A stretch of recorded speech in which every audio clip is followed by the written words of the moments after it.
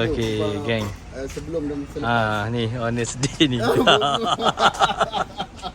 Kereta sidai. Sidai 2-3 tahun. Patut nak buat intercooler je, geng. Ni sahabat lama ni nak buat intercooler. Asal dia abang tu berbuat ni. Lepas tu nak pasang intercooler. Tak ada kena mengena pasang intercooler. Aku pun tak tahu lah, geng. Sebab apa dia pergi buka ni. Dia buka habis wire. Tak tahulah. Jadi macam ni. Jadi ni hari pertama sampai kat sini. Kita tengok hasil dia, insyaAllah lepas ni.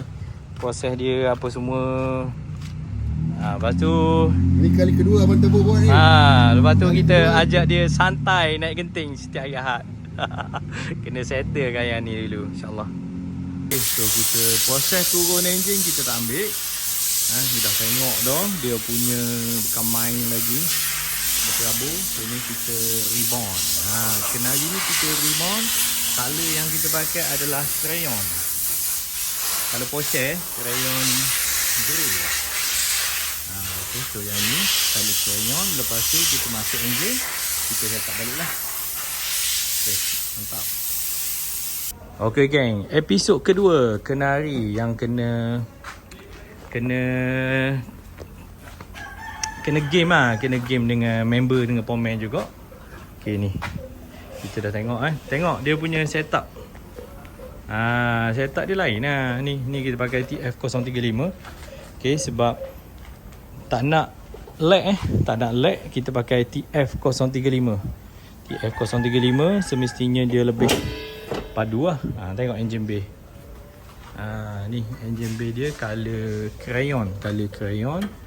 Lepas tu alang-alang buka tukar. Ni tukar baru tau. Tukar baru.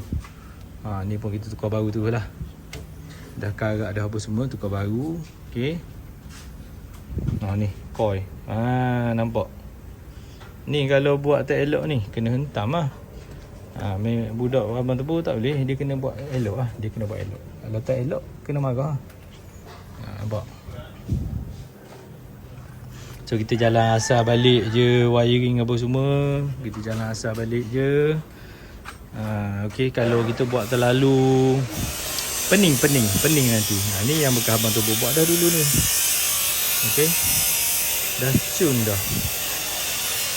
Okay, so kita tunggu intake. Sebelum ni dia pakai tu auto body work. Tak nak pakai. Kita pakai yang Honda. Sebab ada IACV dia. Soket IACV ada. Okay, kita pakai IACV. Makna aircon apa semua tak kacau. Bila aircon kita buka, ECU dia trigger bagi signal dekat idle up, terus jalan normal. So setup kali ni, color ni memang mantap. Dia nampak low profile je. Dengan kita plating, kita restore segala dia punya skru remote nenek ni, kita pergi celup. Okay, so ni Tebu TF035. Ni kita buat high temp. Westgate pun original. Okay, Westgate original. Mounting pun masih okay. Cuma sistem aircon kita tu balik. Pipe high set hilang, kita kena tu balik. Yang lain tak ada apa lah. Okay, nampak puli-puli ni pun kita celup. Nampak baru lah. Mantap lah. Okay, so ni adalah episod yang ketiga. Kita tengok pula hasil. Kita tengok hasil lah. Kita sambunglah video. Okay, mantap.